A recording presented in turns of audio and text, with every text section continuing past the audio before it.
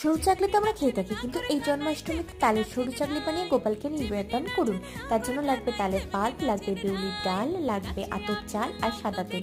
প্রথমে বিউলির ডাল ও আতপ চালটাকে আমি পেস্ট করে নিয়েছি, তাতে আমি দিয়ে দিচ্ছি সামান্য পরিমাণে নুন দিয়ে এটাকে খুব ভালোভাবে মিক্স করে নিয়েছি। এবার অল্প অল্প করে তালের পাল্প মেশাচ্ছি ও এই ব্যাটারের সাথে খুব ভালোভাবে মিক্স করে নিচ্ছি।